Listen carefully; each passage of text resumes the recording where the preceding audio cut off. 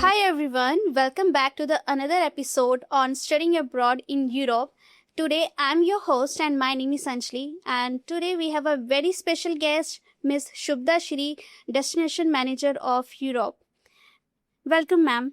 Thank you, Anjali, for inviting me, and it's pleasure to be here. Okay, so let's start with this podcast on studying abroad after 12th on bachelor degree. Let's start with the biggest question. Do you think students are looking for Europe because it's genuinely a better option, or it's becoming the trend? So I would say it's not a trend because Europe has been quite popular from last many years, and I'm doing Europe from last decade also. So it's not something that is coming in trend because yes, there is a shift from Big Four to Big 14 now. But yes, Europe is getting more popular. Students are getting more engaged with the European countries.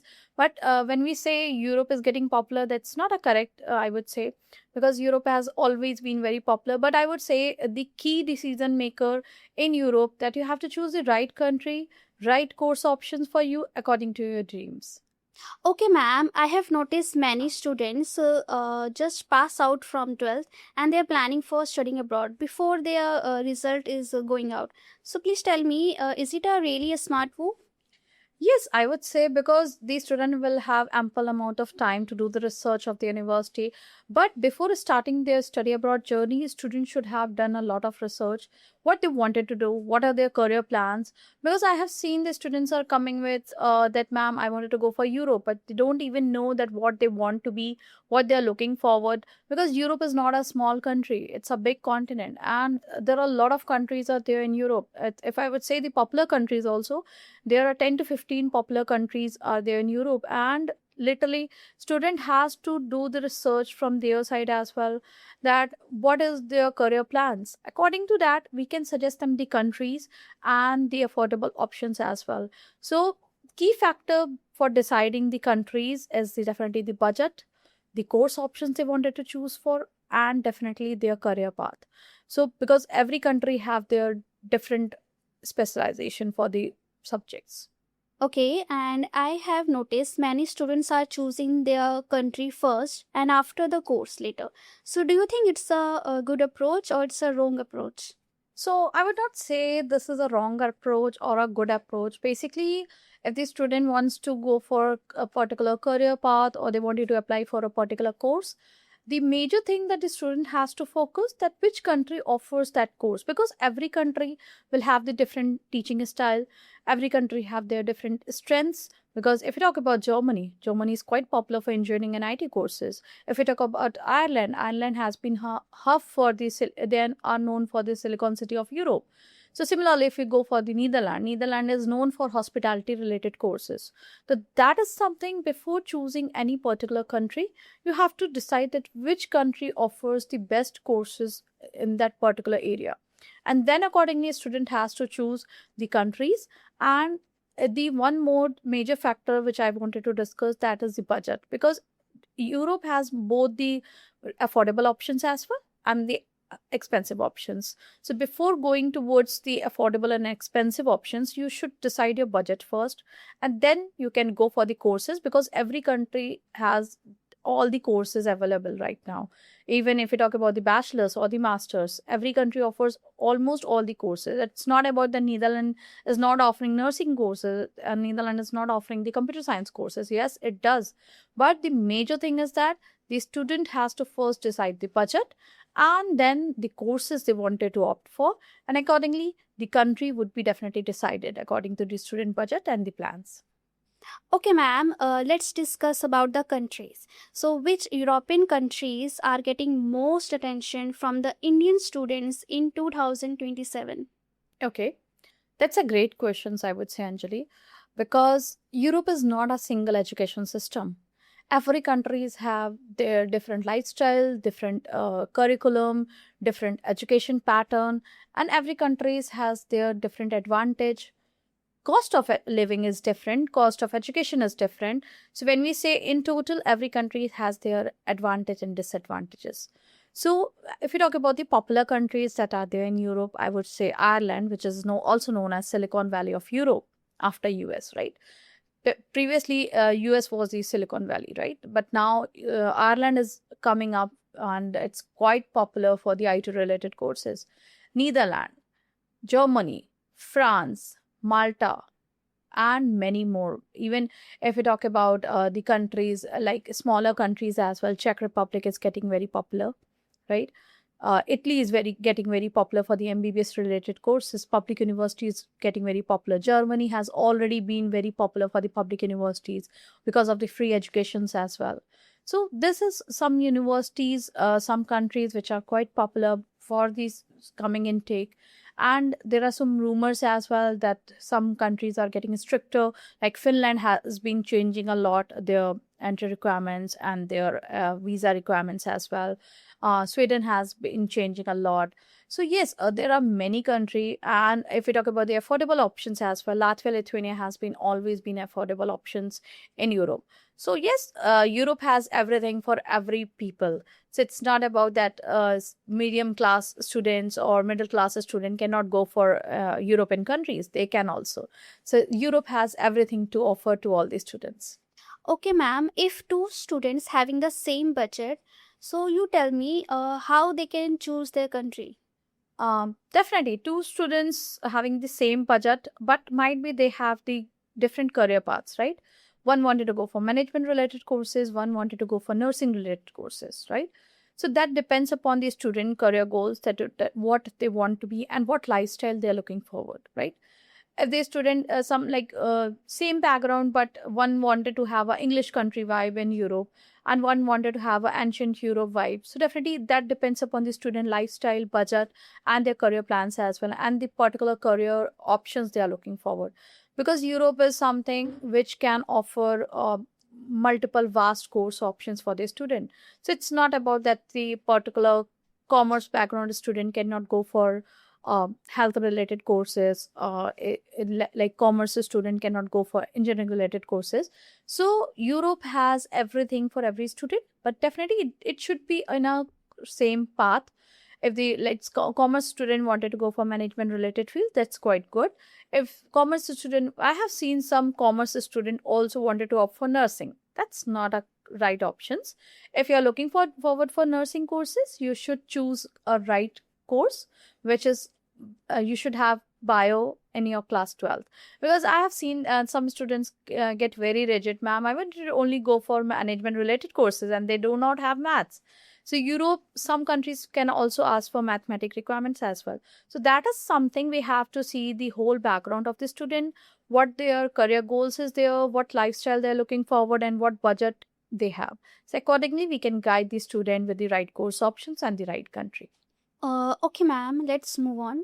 So please tell me कि what courses जो students choose कर रहे हैं after completing their 12th. Okay, Anjali, that is something a very popular question which is coming in. I have seen many students are coming up with the AI related courses. Even I have seen the university has also introduced some of the data science courses, business analytics courses, because the world is moving towards AI. ChatGPT is getting very popular. Many AI platforms are getting very popular. Google has introduced Gemini.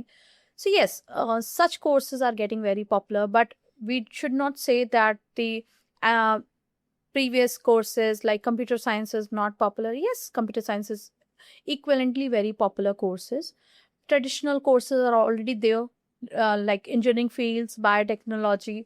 These are some traditional courses which has been very popular, and still the students are choosing those courses as well. But yes, with the going trends, students are now moving forward for the AI related courses, artificial intelligence, machine learning, business analytics. So these are getting popular, but it should have a relevant student background as well, and according to that, a student can choose these courses as well. Some courses are also getting popular with the MBA in healthcare. So such courses, such transition is also coming in, that management with healthcare is also coming in for the students. So universities are also evolving according to the trends which is going on. So yes, we have multiple popular course options now in Europe. Okay, ma'am, is it risky to choose the course that is trending on social media? Definitely, yes, it is risky because social media cannot decide your career path. Career Right. path should be definitely on your academics, that what you want to be and what you have studied. Because I have seen students are coming and they don't have any knowledge about programming, they don't even know what mathematics is, and they wanted to go for AI. They are from commerce background and the university really wants maths as a subject, right? If a student wants to go for AI, they should have some backgrounds of programming.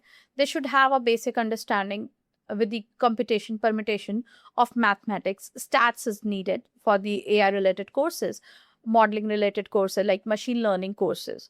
So definitely you should student, it's my message to the students as well, you should not go on the social media trends, because this is your career. You have to decide that what you want to be, and that should be definitely depends upon your academic path, what you have studied, and not on the social media trends, because social media can guide you anything, but the right career would be definitely depends upon you, that what you want to be and what you have studied. So that is something my advice to all the students. Please book a career counseling with a career expert who can guide you that which is the right country for you according to your budget, according to your plans, and according to your goals, set what you want to be. Okay, ma'am. Many students think choosing the studying abroad after 12th is only for toppers. How true is that? That's not true, basically, because university do not only go on the academics. Yes, that is a bare minimum criteria to get eligible for the particular university. That is something which bare minimum requirement is there. The university have some academic percentage requirement, but that's not correct. That your study abroad is only for toppers. The student having 50% can also apply. Even the passing grade student can also apply for study abroad. So that is something which university will see the holistic profile of the student. Okay, they will see the motivational letter, what you have written in your SOP, what extracurricular activities you have done, what kind of certification you have achieved. Because some students might have the sports background, or they have done something very extracurricular in AI programming, and their academics is bit low because of that, because the student is involved in other things as well. So yes, a student can apply with a holistic profile. They can submit everything in CV, that what they have done extracurricular, and they can submit in the motivational letter that why they are going for this particular country and what is their motive. Let's suppose if the student is having a sports background, they have to explain everything, that what they have done in their past career, right? And then definitely university is going to accept the profile. I have seen some passing grade students also getting the offer letter with the unconditional. Okay, ma'am. As we already discussed about the European countries, now we can discuss about admission requirements in Europe, like whether the IELTS is required or not. Is it like mandatory in European countries? Yes, I would say different countries will have different requirement. I would not say that Europe is having a single education system. So yes, every country, even in a single country, the multiple university may have different requirements. And talking about the IELTS English proficiency, there is a myth that Europe only accept IELTS. No, that's not correct. PT is also accepted, TOEFL Home Edition, Duolingo, many English proficiency tests are accepted, and some countries like Germany, Denmark, Netherlands, they can also accept their local languages as well. In France, French is also accepted. So if the student wanted to go for German taught program, or if they wanted to go for French taught program, so it's not that the IELTS is mandatory in that case. Okay, they can go for the other language tests as well, right? And then they can apply with their certification B1, B2, whatever they have achieved, and they can go for the particular taught program. Europe has all the courses in English taught, but they also have their local languages taught programs as well. So that is something which I wanted to guide these students. Don't only focus on the IELTS. If you wanted to go for German taught program, then IELTS is not needed. In that case, you have to go for the German language test, right? And there are universities who are also guiding the students with the career path for the language as well, and the pathways as well. So that options is also available. If the student wanted to learn German in Berlin or in the cities like in Germany, so that is also possible. There are options for the language program in particular country like Germany, France, Netherlands, Denmark, is that is also available. And talking about definitely MOIs, which is getting quite popular nowadays, that the students are asking that, ma'am, whether MOI is accepted or not in Europe. That is also acceptable, like Finland, Latvia, Lithuania. These are some countries which can offer these students with MOI as well. So if these students having the MOI with the NRS board also, that is also accepted, widely accepted. Okay, ma'am, let's talk about the money. So, what expenses a student needs to calculate after the tuition fees? Okay, that's a quite a good questions because I have seen students' first question is that, ma'am, what is tuition fees? And they only calculate their budget according to tuition fee. That is not correct, because if you are going for study abroad, you also have to calculate your accommodation, your transportation, visa embassy charges, and their show money as well. So every country will have different show money. It's not that the particular show money that you are showing will be an expense. No, that would be for a year. Okay, the student has to show the particular show money like 10 lakh, 11 lakh, depends upon the country that they are choosing, so that they have to show for a year, right? So that definitely depends, because if the students planning their budget, they have to calculate everything like accommodation, transportation charges, visa embassy charges, appointment charges are there, travel insurance, travel itinerary, everything is included into the budget. And the student should plan a budget not only for 1 month, 2 months, it should be planned for a year, because a student can earn in part time. That's true that study abroad offers part time job facilities as well, but these students should not based on the part time job opportunities. They should have a minimum budget that they can stay back over there in foreign countries for a year at least, and they should have minimum funding. Source of funds should be strong, and everything would be justified before they are planning, because they are moving from their home country. So they should have some backup options with them. It's not only that they have the tuition fees and then they apply. Then the student faces difficulty at the time of visa. At the time of their universities are also taking the application fees, and the student do not calculate that in the budget. So then the student face a lot of difficulty. Then they run for loan, education loans, they run for funding, and that creates a delay in the application process as well. Okay, ma'am, please tell me what's one mistake students have doing while doing the application again and again? Starting very late, that is one Okay. mistake I would identify, because Europe is not a cup of tea. It's something that you have to plan very early according to your budget, according to your career goals, and you should have ample amount of time.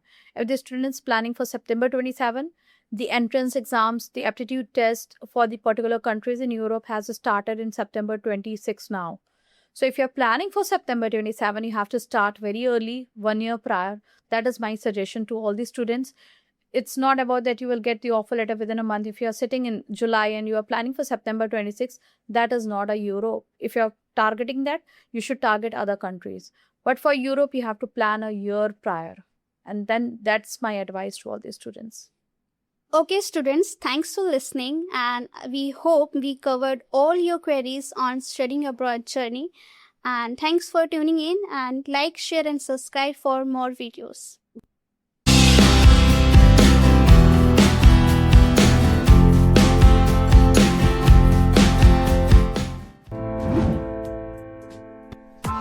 Press the bell icon on the YouTube app and never miss another update.